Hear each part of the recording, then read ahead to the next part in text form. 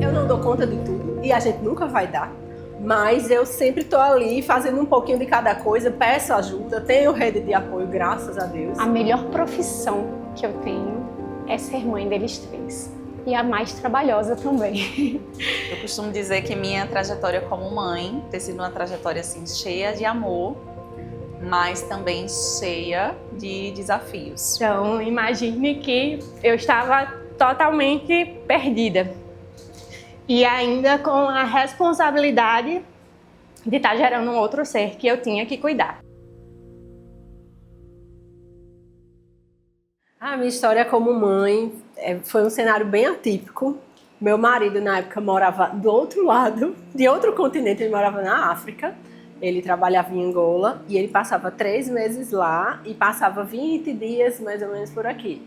Então a minha gravidez ela foi extremamente planejada, porque eu precisava alinhar com as viagens de férias dele aqui. Então fiz todo aquele processo de ultra seriada, controlar tudo com o aplicativo. E foi até uma história engraçada que a gente estava reformando o apartamento não estava pronto, ia coincidir com a viagem dele e eu fiquei assim enlouquecida e acabou que não funcionou, mas na outra viagem que ele veio, quando o apartamento estava pronto, ele viajou de volta, com pouco tempo eu já sabia que estava grávida. Então foi um filho muito planejado, muito querido. E eu tive todo esse desafio quando Noah nasceu, porque era o meu marido longe, eu sempre fui workaholic, então era assim, quando ele estava fora, eu tirava 4 férias por ano, porque quando ele vinha eu tirava de férias, mas enquanto ele não estava aqui, eu era assim, virada. Então eu trabalhava muito. Quando o Noah nasceu, eu disse, meu Deus, é outra empresa que não tem remuneração, a remuneração é outra, né? É o amor, é a dedicação, mas que não tem hora para acabar, não tem hora para começar. E foi meio punk, principalmente porque meu marido estava longe, né? Ele vinha a cada 3 meses. Então, assim, foi bem desafiador. Foram 2 anos que a gente passou assim, até que veio a pandemia, que para muitos foi horrível. Todo mundo tem uma história para contar, mas para mim teve esse lado bom, porque meu marido veio de férias. E quando ele chegou com 1 semana, fecharam as fronteiras e ele não voltou mais para a África. Mas a gente só tem Noah, né?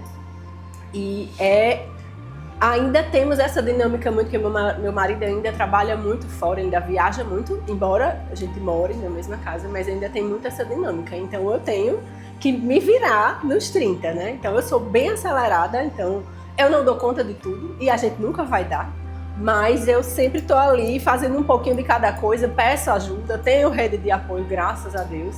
Mas mesmo com todo esse trabalho, mesmo tem dias que a gente está cansado e perde a paciência, mas assim, são flashes de um momento impaciente, e no final tudo vale a pena, porque é um amor realmente indescritível, assim, é o meu projeto mais maravilhoso, é um filho lindo, abençoado, saudável, e eu acho que tudo isso faz valer a pena. Minha dinâmica de trabalho ela é muito interessante, porque eu digo que eu e as minhas sócias, a gente tem um momento muito terapêutico.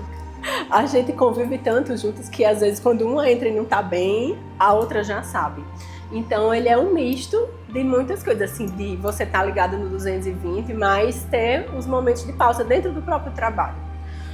Tinha uma época que eu levava muito trabalho para casa, já faz uns anos que eu não faço isso, então quando eu chego em casa, realmente eu desligo do trabalho. Às vezes ainda fico respondendo aos WhatsApps, porque nossa vida é assim, mas tem dias que eu realmente, às 6 horas da noite, eu desligo o celular, não, agora a dedicação, principalmente quando meu marido não está viajando, que estamos os 3 em casa, então a gente tem a nossa rotina, a gente almoça junto alguns dias da semana, porque Noah está no integral.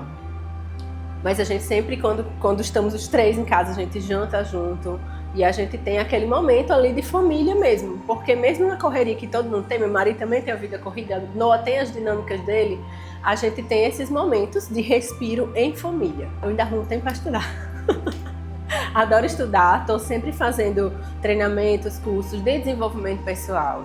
Gosto muito de ouvir os meus áudios, de refletir muito. Eu penso muito, eu digo que meu carro é uma autoterapia. Eu sempre que estou dentro do carro, eu vou conversando comigo. Acho que quem passa do lado deve ser bicha doida falando sozinha, mas eu tenho muito esses momentos de tentar me entender, de tentar me conectar com meu eu superior, com minha aura, porque eu acho que são momentos importantes. Senão você vai fazendo as coisas muito no piloto automático, daqui a pouco vai errando coisas que você está sempre naquele padrão de erro, ou fazendo coisas sem pensar, que às vezes geram um erro, um retrabalho, enfim.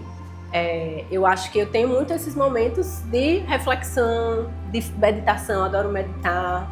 Às vezes eu gosto muito de caminhar no meu condomínio, as meninas até brincam comigo que eu adoro subir o prédio, eu moro num prédio de 30 andares, então eu adoro subir o prédio ali, eu tô ouvindo as escadas, eu tô sempre ouvindo um podcast, eu tô refletindo sobre a vida, então minha vida mesmo dinâmica, eu consigo encontrar esses espacinhos, porque senão a pessoa fica muito robotizada, eu acho que a vida é muito mais do que isso. Eu sempre sonhei em ser mãe, desde pequenininha, era um projeto. E depois que conheci meu marido, também era um sonho dele. Então, nosso casamento já foi sabendo que a gente queria ser pai de 6. Mas Deus só nos deu, na verdade, tive 5 gestações e Deus me permitiu criar 3. São meus 3 filhos amados. Eu tenho uma menina, Laura, de 15 anos, Heitor, de 13 e a Alicinha, que é a mascote, de 10 aninhos. Então, a maternidade para mim é a melhor coisa que eu tenho. Não tem nada nesse mundo que se compare a ser mãe. Então, eu sou médica, sempre foi um sonho também. E é uma bênção ser médica. Mas a melhor profissão que eu tenho é ser mãe deles 3. E a mais trabalhosa também. Então, não existe livro que te ensine, não existe certo, não existe errado, mas existe sempre um coração de mãe que tenta acertar. E eu digo muito que a maternidade ela é muito repleta de culpas. Eu sinto muito isso, eu acho que é uma coisa que todo mundo sente. E principalmente eu senti culpa quando Laura adoeceu, porque eu não vi os sinais, na verdade eles não existiam. Então houve um tempo muito grande de culpa. Grande que na verdade é porque é tudo tão intenso que vira grande não é de muitos anos, porque o processo foi muito rápido. Mas é um peso muito grande no começo, foi de achar que eu deveria ter visto. Porque ela tinha uma doença grave, uma malformação vascular cerebral que foi desenvolvida na vida dela. Ela não nasceu com isso, mas desenvolveu. E não tinha nenhum sinal. Então, mesmo sendo médica, eu não consegui ver. E aí, Laurinha foi o maior desafio. Laura teve um AVC hemorrágico com 13 anos e meio. E foi muito grave e quase levou minha filha de mim. Então, eu acho que foi o maior desafio como mãe, como mulher, foi me manter em pé para sustentar minha família, para levantar minha filha daquela cama de UTI.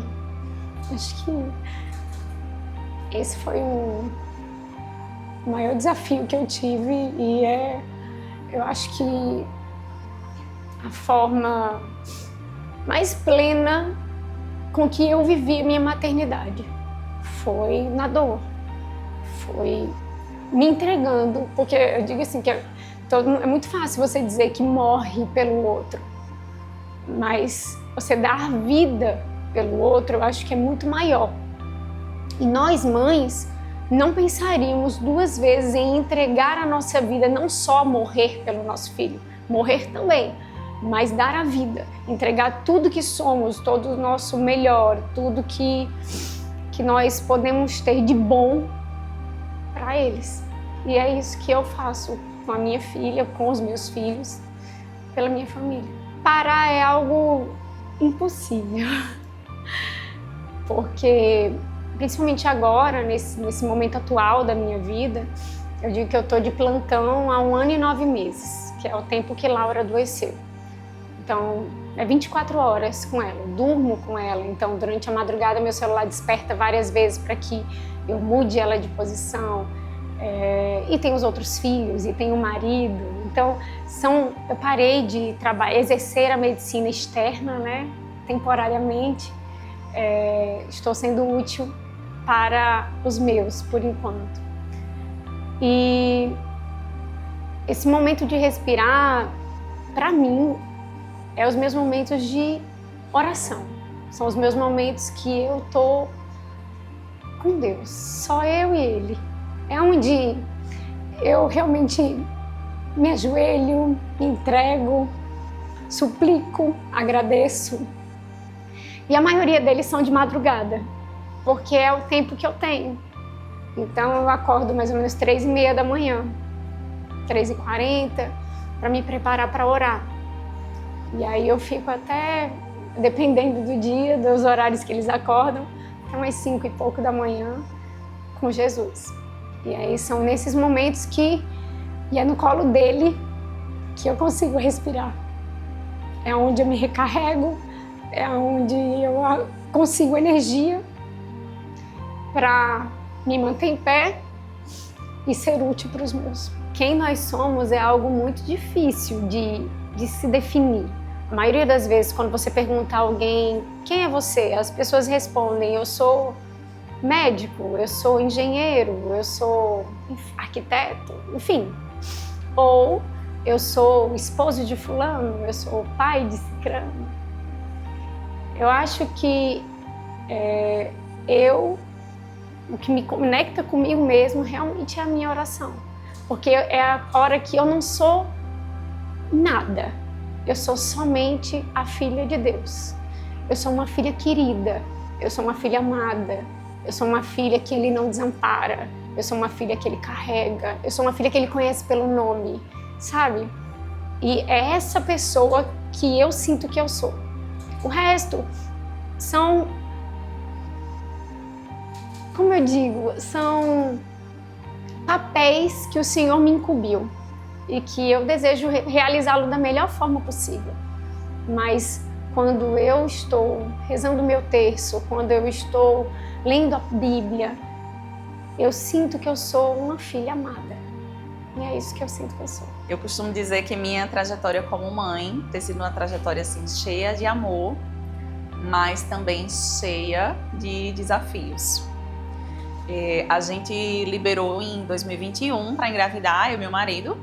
E eu acho que como toda mãe de primeira viagem, a gente sempre acha que vai ser tudo lindo, que você vai engravidar logo, que você vai fazer o testinho do xixi, já vai chamar todo mundo, já vai comemorar e que vai ser tudo maravilhoso. E a minha primeira gestação foi de gêmeos. E com 8 semanas a gente foi fazer um exame e eles não estavam mais evoluindo. E aí veio o primeiro baque, a primeira tristeza. Eu digo que eu ainda era muito inocente, assim, naquela época. Eu não sabia nada sobre o que podia dar errado. Na minha cabeça ia dar tudo certo, eu ia ficar grávida, ia ter os bebês e estava tudo lindo. E com um mês depois eu engravidei de novo. Depois eu descobri que era uma menina. E com 10 semanas ela também foi para um exame de rotina e o coraçãozinho dela também parou de bater. E foi aquele baque assim de novo. Por que eu tô passando por isso de novo? Meu Deus, o que é que tá acontecendo? Depois disso a gente passou por algumas investigações, muitos exames, a angústia de então o exame precisa de 1 mês para fazer e aquela coisa, você tendo aquele sonho latente dentro de si e você sem poder realizar, aquela sensação de impotência e você não saber o que fazer. E 6 meses depois veio minha Bela, que era meu sonho, minha menina tão amada. E estava indo tudo bem com a gestação, todo mundo muito feliz. Passamos para o primeiro morfológico, tudo lindo. E quando foi no segundo morfológico, o médico já viu várias alterações que não tinham antes.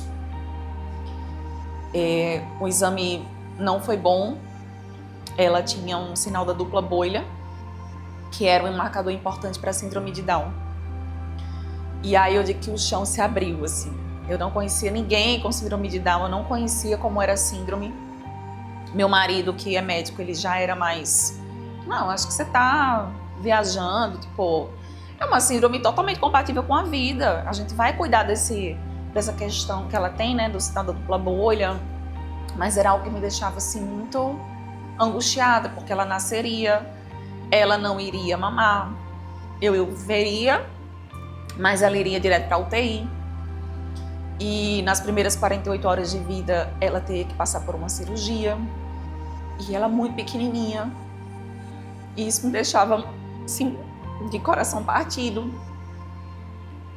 Ter que pensar na minha neném tão pequenininha ali, passando por uma cirurgia tão grave, tão difícil. E depois desse momento, assim, que eu afundei,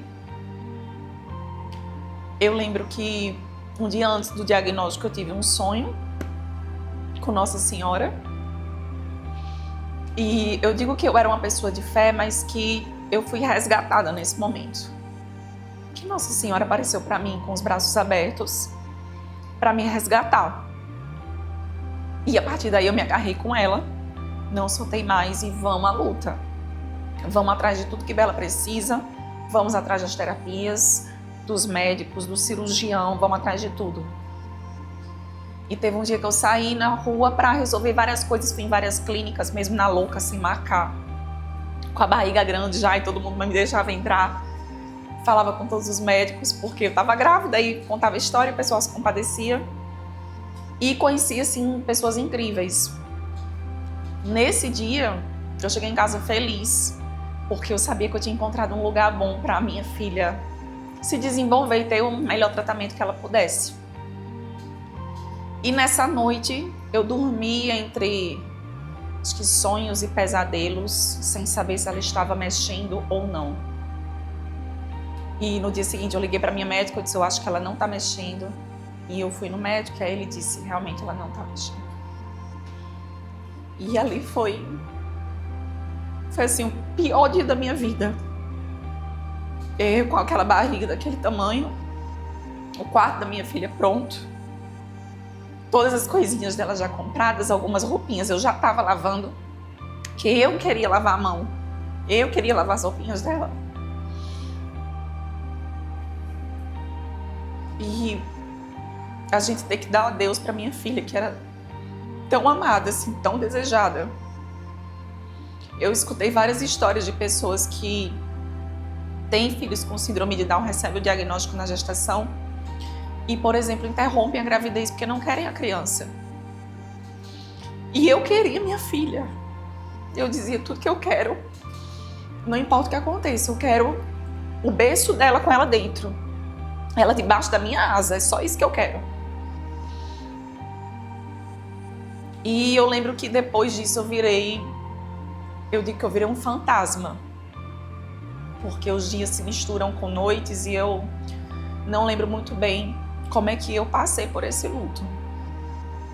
Mas se não fosse Deus, se não fosse Nossa Senhora, eu não estaria de pé.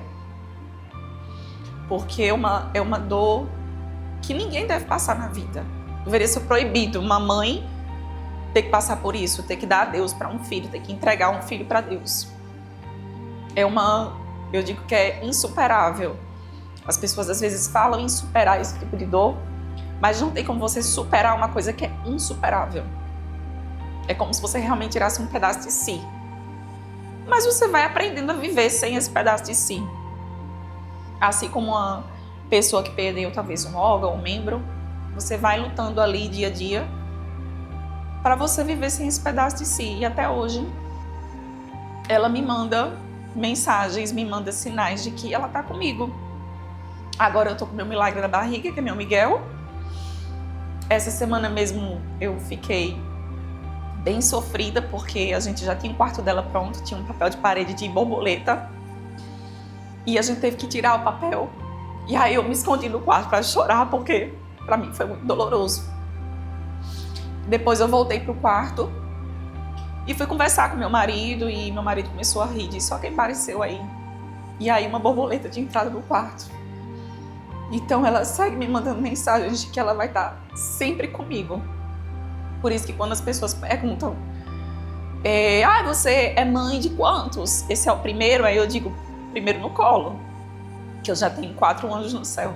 Toda mulher desse mundo moderno de hoje em dia tem várias facetas, né? E equilibrar todas essas facetas é muito difícil, principalmente quando você vive diante de uma lente de aumento. Eu tô muito na internet o tempo todo. E agora, vivendo um momento de felicidade, um milagre, é muito difícil você conseguir equilibrar a rotina de uma mulher séria, de uma mulher que está trabalhando, de uma mulher que está muito feliz, que está vivendo um milagre, mas de uma mulher que vai ser sempre enlutada porque perdeu um filho de uma forma assim tão brusca. E as pessoas julgam muito, muitas vezes. A gente olha assim a história e vê, as pessoas devem torcer muito por você. Graças a Deus, a maioria torce, mas algumas julgam muito. Como se o fato de eu estar feliz agora por Miguel estar na minha barriga é como se eu tivesse esquecido minha filha que está no céu. Esqueceu da tristeza, esqueceu do luto. Então eu acho que hoje em dia a vida moderna aproxima a gente, aproxima as pessoas, aproxima histórias que são importantes para a gente se fortalecer como mulheres, como mães, como pessoas, mas que as pessoas julgam muito e às vezes é difícil você equilibrar essas facetas. Então eu digo sempre, você tem que ser fiel a você mesmo, ao que você acredita, só quem conhece você mesmo é você, e seguir firme no seu propósito, na pessoa que você é. Eu respiro com certeza com meus cachorros e minha família, meus cachorros que não deixam de ser minhas filhas também. Eu acho que os momentos de qualidade, assim, momentos que você tá fazendo nada, que eu tô ali sentada na beira da minha piscina, com meus cachorros correndo pra lá e pra cá, fazendo bagunça, com meu marido ali do meu lado, que às vezes a gente nem tá conversando, só tá um do lado do outro, assim, olhando pro tempo, ou cada um no celular, mas mesmo assim, juntos, assistindo um filme. Com certeza é um momento que eu dou aquela respirada, assim, graças a Deus eu tô aqui. Velhos hábitos que eu sempre tive, tipo a Cacau, independente de ser Cacau mãe, independente de ser Cacau corretora, Cacau esposa. Eu acho que meus hábitos de academia, de treino e música, eu sou uma pessoa muito ligada à música. Então, aquele momento que eu boto meu foninho, que eu boto a minha música, que eu vou pra academia, pra mim aquilo ali me reconecta comigo mesma. Eu sempre fui, até uma criança, muito musical. Quando eu queria fazer qualquer coisa, estava triste, escuta música, estava feliz, escuta música, quer dar um ânimo, escuta música. Então, aquele momento que eu tô ali sozinha comigo mesma, que eu coloco meu fone no ouvido e escuto minha música, é um momento que é como se eu nunca tivesse mudado. Eu sou aquela mesma pessoa de quase 30 anos atrás, vamos dizer assim. Eu engravidei um pouco depois dos meus 18 anos. E aí eu era muito nova e foi um momento que eu me vi muito perdida, sozinha, propriamente dito sozinha, porque meus pais moravam em outra cidade. Eu vim para cá para estudar e aí acabou que durante o curso eu engravidei e naquele momento, por mais que eu não soubesse o que fazer, parece que já tinha um plano para que eu conseguisse sobreviver àquilo e hoje conseguir também desfrutar daquilo. Então, eu escondi a minha gravidez por 5 meses e nesse período bem conturbado, sozinha, poucas pessoas sabiam, eu também não podia contar para qualquer pessoa, e o medo, as incertezas de como ia ser, do que eu ia fazer, e eu era muito nova, né? Então, imagine que eu estava totalmente perdida e ainda com a responsabilidade de estar gerando um outro ser que eu tinha que cuidar. Então, eu posso dizer que a minha maternidade, desde o princípio, ela foi forjada na dificuldade. E eu dei à luz a Ravi, mas eu acho que antes disso, ele deu a luz para Raquel de hoje, né?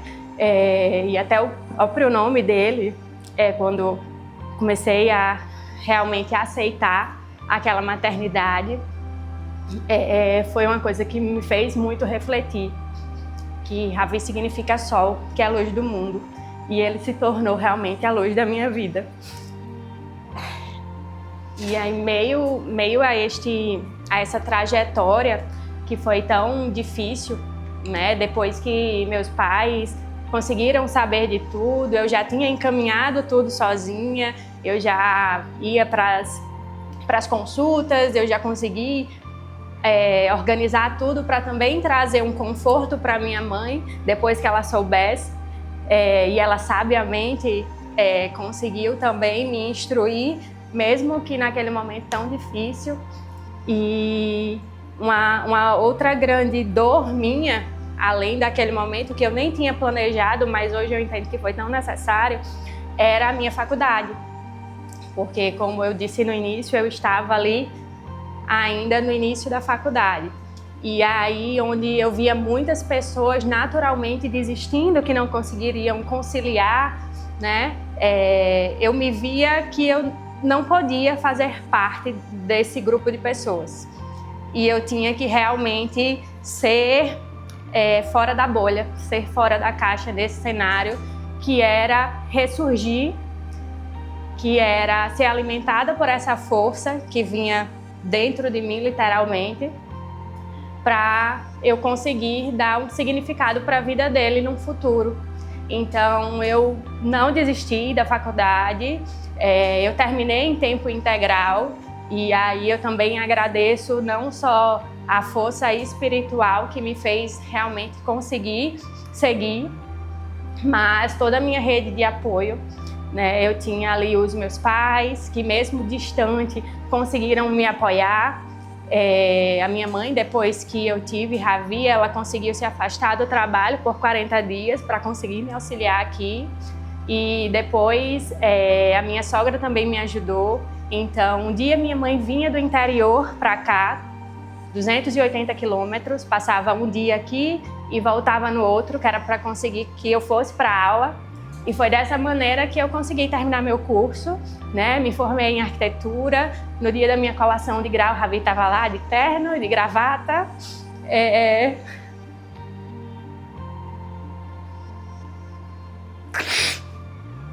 E eu acho que quando a gente fala em propósito, a gente realmente no começo não entende, né?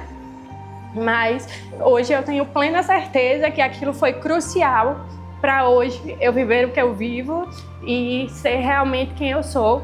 Que talvez se não fosse esse caminho, nada do que, de fato, né, nada do que é hoje estaria sendo como é. E eu sou muito grata por essa dificuldade ter me proporcionado esse bem tão maravilhoso. Eu acredito que mãe é você vivenciar muitos palcos simultaneamente, né? A gente ensina, a gente educa, a gente corre, a gente ama, mas a gente também cansa. A gente também se cobra muito. E assim, o maior desafio, eu posso dizer, que é querer dar conta de tudo. E que naturalmente a gente não dá conta, né? Não tem como dar conta. E é com uma consciência que a gente vai adquirindo ao longo do tempo que tudo bem não dar conta, né? A gente precisa de fato desse respiro, que é para conseguir seguir em frente, que a gente quer sempre ser o melhor, a gente quer ser a melhor mãe, a gente quer ensinar da melhor forma e no fim das contas a gente é a melhor mãe que a gente pode. Eu sou uma pessoa muito criativa e eu acho que é até incomum eu estar nesse momento agora de reflexão e fazendo essa viagem no tempo, porque naturalmente quem me conhece no dia a dia sabe que eu sempre sou a mais extrovertida e é assim que eu lido com a maioria das coisas e dos percalços que aparecem no meu caminho, né? Então, eu acho que é essa distração, essa parte de sorrir nos momentos difíceis, que me faz realmente ir respirando ali aos poucos. Tirar sempre uma risada de um momento que por vezes merece mais cautela, mas talvez é isso que me faz passar com mais calma ali nos momentos difíceis. E no dia a gente sempre tem, às vezes demorar um pouco mais no banho para conseguir acalmar, né, centrar no que realmente importa. Às vezes quando a gente tira um tempo, por mais que difícil, para ir fazer uma unha, para ajeitar o cabelo, de você se olhar no espelho e saber que a gente também precisa da gente, né, porque afinal quem cuida de quem cuida. E a gente precisa se cuidar de fato. Então aos poucos a gente também vai adquirindo essa consciência e buscando também se cuidar para a gente conseguir plenamente cuidar de quem a gente tanto ama. Eu sou uma pessoa muito quando eu paro, eu gosto muito de escrever. Então, eu escrevo sobre o que eu sinto, os meus sentimentos, o que eu quero. Então, aquilo meio que ajuda a minha cabeça a se organizar. Então, no momento que eu paro, né, às vezes quando eu estou um pouco mais atribulada, eu digo, eu preciso escrever. Então, eu paro, escrevo, e sempre foi assim. Então, eu acho que esse momento realmente é um respiro.